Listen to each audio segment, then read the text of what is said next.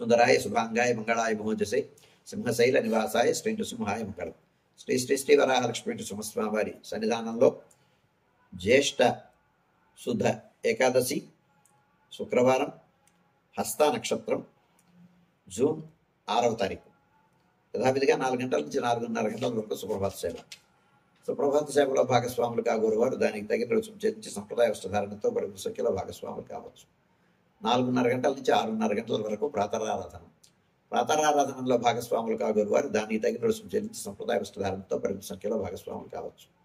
ప్రాతరారాధనలో భాగంగా నిత్యవేద పారాయణం, ఉపనిషత్ పారాయణం, దివ్యప్రబంధ సేవాకాలం, అనంతరం ధూప సేవా సమయంలో చిత్రవేద పారాయణం, శ్రీరామాయణం, భారతం, భాగవతం, విష్ణు పురాణం, క్షేత్రమహాత్మ్యం, వరాహపురాణం, శ్రీభాష్యం, భగవత్ విషయం మొదలైన గ్రంథాలని పారాయణ చేయడానికి ఉపక్రమిస్తారు. అనంతరం బాలభోగ నివేదనం అయిన తర్వాత నిత్యహోమం, బలిహరణం అయిన తర్వాత మంగళాశాసనం, ఆత్మరగోష్ఠి, తీర్థ వినియోగం అయిన తర్వాత చుట్టు సన్నిధిలో మంగళాశాసనం పూర్తి చేసుకున్న తర్వాత సుమారు 6:30 గంటల నుంచి సర్వదర్శనం ఆరంభమవుతుంది. 7:30 గంటలకు సహస్రనామార్చనం, 8 గంటలకు శుక్రవారం ప్రయుక్తంగా తాయార్ల సన్నిధిని సహస్రనామార్చనం, 8:30 గంటలకు ఆర్జిత గరుడ సేవ, 9:30 గంటలకు ఆర్జిత నిత్య కళ్యాణం ఆరంభమవుతాయి.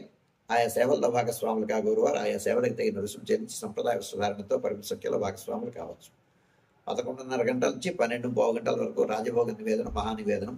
ఈ సమయంలో భక్తుల యొక్క దర్శనం నిలుపుదల చేయడం జరుగుతుంది. మధ్యాహ్నం 12:15 గంటల నుంచి 2:30 గంటల వరకు సర్వదర్శనం కొనసాగుతుంది.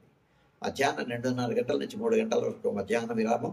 ఈ సమయంలో భక్తుల యొక్క దర్శనం నిలుపుదల చేయడం జరుగుతుంది. మధ్యాహ్నం 3 గంటల నుంచి రాత్రి 7 గంటల వరకు సర్వదర్శనం కొనసాగుతుంది. సాయంకాలం 5 గంటల నుంచి 5:30 గంటల ప్రాంతంలో ప్రధానాలయంలో సహస్రనామార్చన జరుగుతుంది. ఆస్తికులైనటువంటి భక్తులు దానికి తగిన రుసుము చెల్లించి సంప్రదాయ వస్త్రధారణతో పరిమిత సంఖ్యలో భాగస్వాములు కావచ్చు. రాత్రి 7 గంటల నుంచి రాత్రి ఆరాధన ఆరంభమవుతుంది. ధూపాంతం ఆరాధన అయిన తర్వాత ధూపానంతరం అధ్యాపకులకి సొంటి చక్కెర నివేదనం చేసిన తర్వాత శ్రీచటారి సమర్పణం, దివ్య ప్రబంధ సేవాకాలం, దివ్య ప్రబంధ సేవాకాలం పూర్తయిన తర్వాత నివేదనం అయిన తర్వాత నిత్యహోమం, బలిహరణం అయిన తర్వాత మంగళాశాసనం, చేతమరగోష్ఠి, తీర్థ వినియోగం అయిన తర్వాత ఏకాంత సేవ కవాట వందనంతో ఈనాటి కార్యక్రమం సుసంపన్నమవుతుంది.